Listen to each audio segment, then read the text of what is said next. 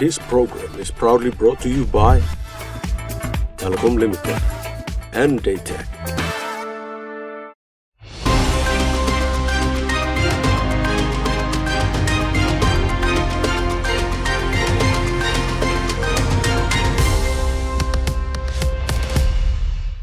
Hello and welcome to Infocus. I'm Malcolm Wyra. Joining us for this session, we have the President of the Asian Development Bank, Mr. Masato Kanda. President Kanda, thank you for joining us. Pleasure. Firstly, President Kanda, Papua New Guinea has just celebrated 50 years of independence. How would you describe Papua New Guinea's relationship or engagement with the Asian Development Bank over the years? First of all, congratulations on the 50th anniversary. And this year, we are also celebrating 5 decades partnership between PNG and the ADB. And we have created a very strong partnership. And I'm determined to increase further this great friendship and cooperation. And we are now expanding the contribution to this country quite rapidly. For instance, from 2010, our portfolio has grown threefold. And actually, at the moment, we have the development pipeline of $2.14 billion across the many sectors, including the connectivity, the roads and aviation, and energy and health and education. And now we are thinking about the expansion towards the agriculture and water as well. So now we are the far largest the multilateral development partner for you, but not just the financial magnitude of the assistance. We are very much proud of, and we are very much committed to bring the good policy reform and innovation and capacity building as well. So we are very much excited to further increase partnership with your great country. That's a good segue into my next question. It's around how the Asian Development Bank is aligning its support programs with the government of Papua New Guinea's development plans and priorities. Oh, yes. I can say our investment is fully alignment with your development priorities, like the PNG Vision 2050 and the Development Strategy 2030 and the Mid-term Development Plan number 4.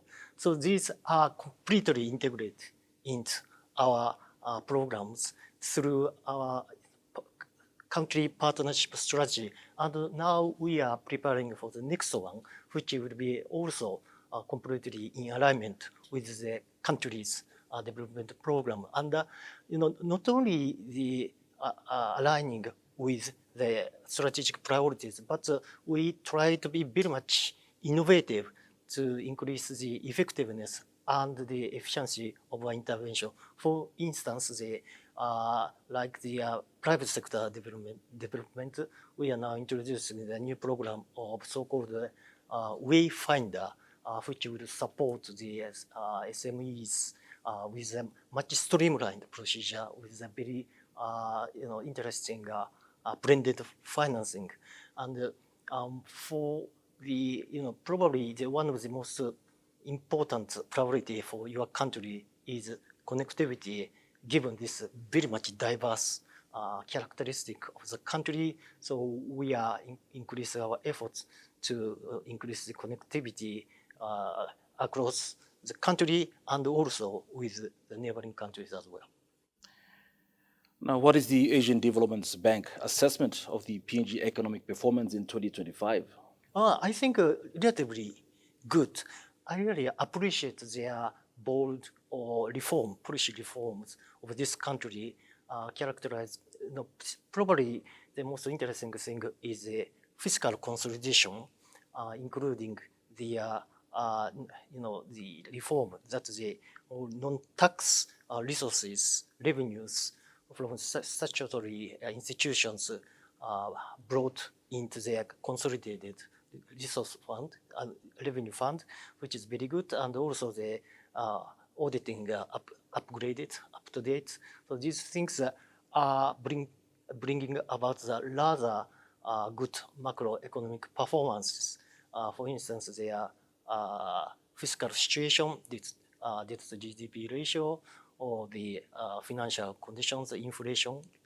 These things are rather good, encouraging, in spite of the very difficult circumstances, as the external shocks like the trade war and so on. But still, I believe this country is really resilient and full of potential. Now, President Kanda, I'd like to get your thoughts on whether the Asian Development Bank has provided budgetary support through the PNG government in recent years, and if so, how much was it?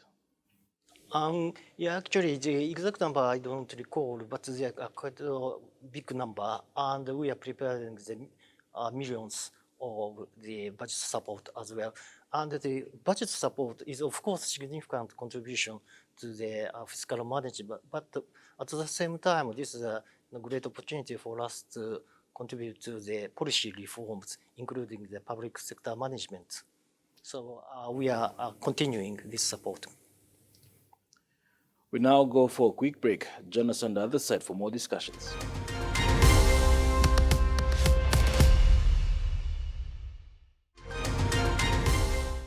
Welcome back. You're watching In Focus. Now, President Kanda, with the establishment of the Asian Infrastructure Investment Bank, as well as other investment banks in the European region, how do you see the role of development banks evolving in fostering global and regional development? Actually, given the enormous demand for this region, particularly infrastructure, no single institution can't finance alone. So we really, welcome the additional financing and actually try to mobilize the new capitals from other institutions. So we are the far largest multilateral partner for your countries, but at the same time, we will try to mobilize the capital from others by co-financing, and we are enjoying a very good relationship with other international organizations, while leading the policies and the sectors like the trade or private sector development or regional integration and connectivity with our decades expertise experiences. So I think we can cooperate in a very efficient way. It's a good segue into my next question. It's around the role the Asian Development Bank plays in the symbiosis of trade and regional cooperation in the Asia-Pacific region. My priority is now going to the sub-regions, regional connectivities. This is very much important, particularly against the external shocks. The collective resilience by regional connectivity is very much important. And for RCI, the regional corporations, particularly important is the trade and our trade and supply chain finance program. Last year only, we provided $4.5 billion, and we have ambition to the annual investment of the $6.5 billion by 2030. And as for the independent projects for these countries, for instance, the Northern Region Development Program, which connects Asia and the Pacific by the improved port and the trade with Indonesia. So this is, I think, 460 million. But this is, we expect the transformative impact on the region. So we are very much excited to increase our contribution to regional initiatives. Now, President Kanda, I'd like to get your thoughts on the criticality of public-private partnerships in Asian Development Bank's program in Papua New Guinea. Yes, one thing is we have completed the PPP, public-private partnership guidelines, and we are trying very hard to really activate this market dynamics in these countries. So again, now the ADB has placed the private sector development as sort of the first priority, and for us, really, in a sense, very advantageous because ADB has the sovereign, so the government support, and the non-sovereign, the private sector support under one roof. We don't have the separate entity for private sector, so always we can integrate both sides, and including the PPP, but not only PPP, but for instance, the sovereign operation can enhance the enabling environment for private sector development, for including their the regulatory reform, SOE, the state-owned enterprises reform, or the infrastructure, as well as the human capital development. Whereas private sector development, of course, the increase the efficiency of the government sector and the whole economy. So we will try to increase the synergies between private and public in any place. Is there a notable case study in Papua New Guinea that you can recall? Yeah, sorry, I don't recall, but we are very much excited to increase the effort in this area. Thank you, President Kanda. We now go for a quick break. Join us on the other side for more discussions.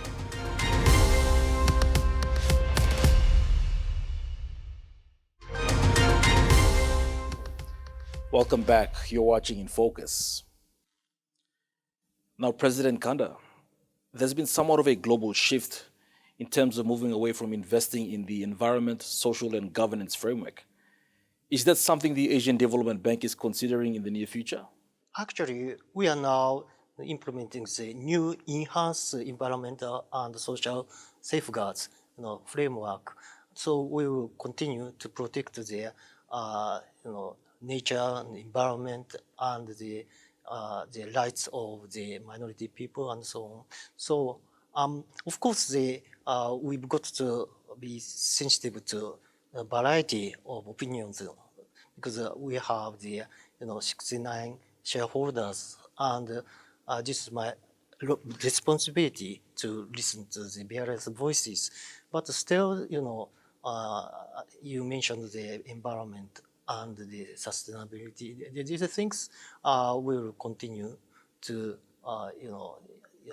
apply the high standard.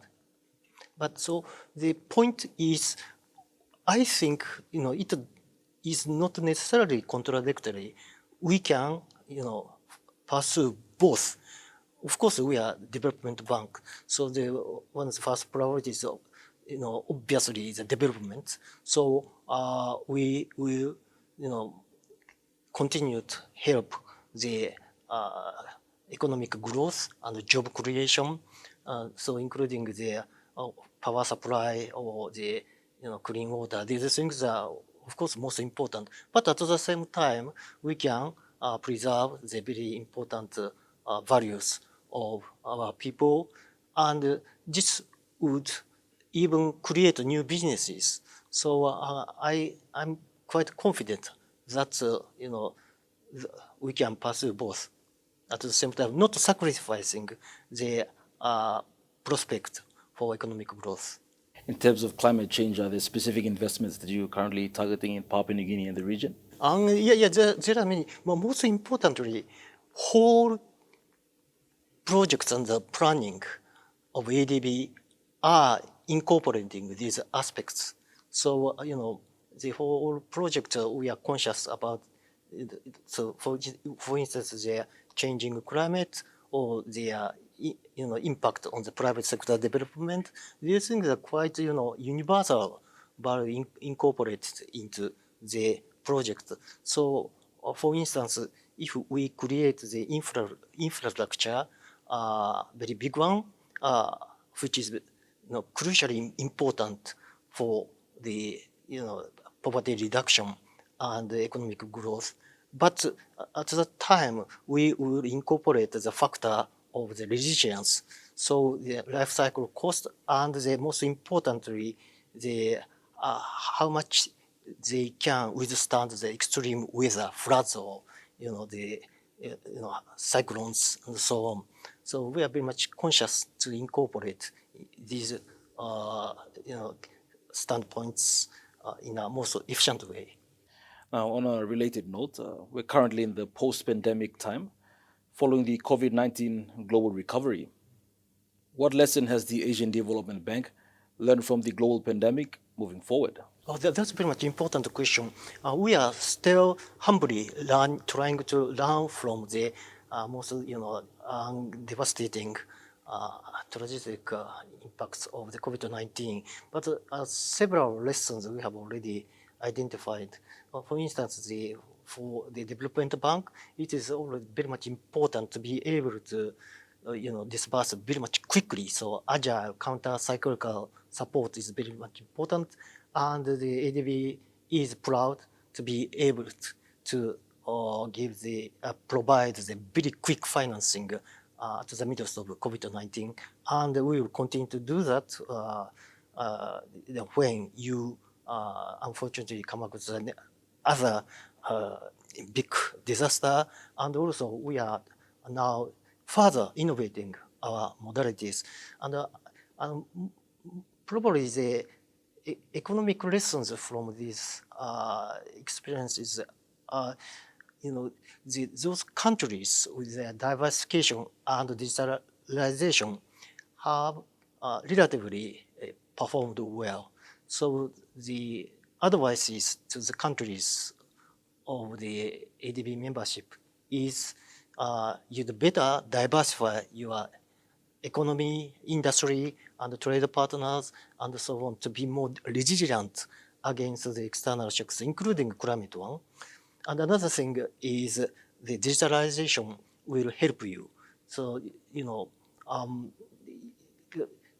when the many economies were locked down, digital society could survive. This is a fact. So we are trying to help countries, including PNG, to innovate in terms of the digitalization.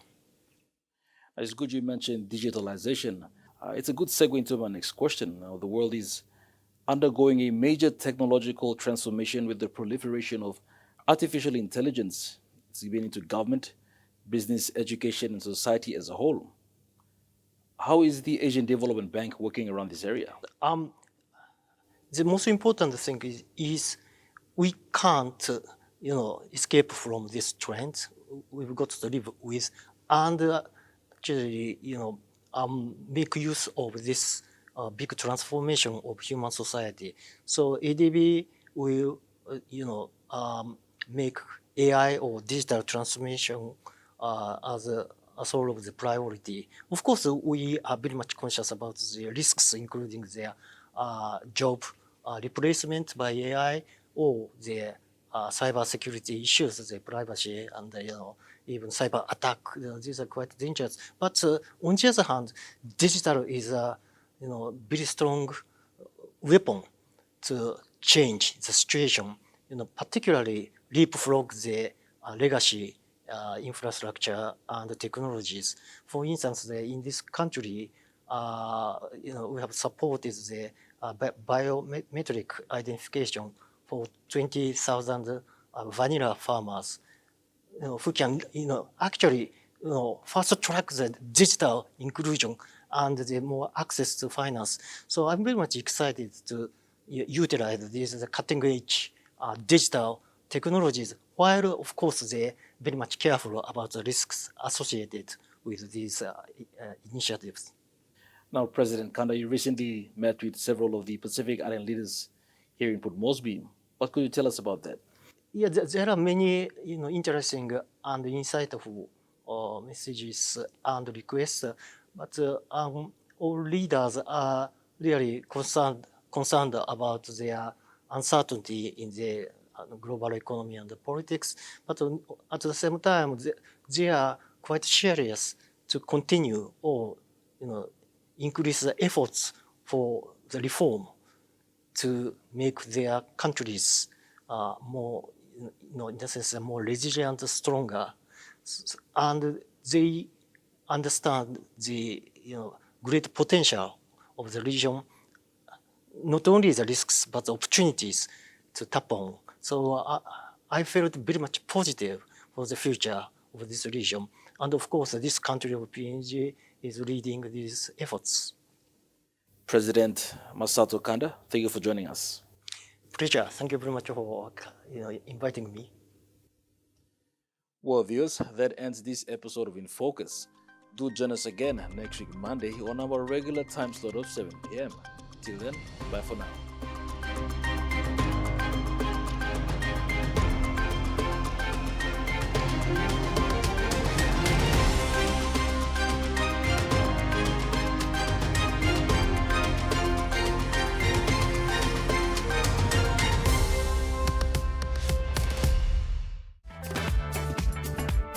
This program was proudly brought to you by Telecom Limited and Daytech.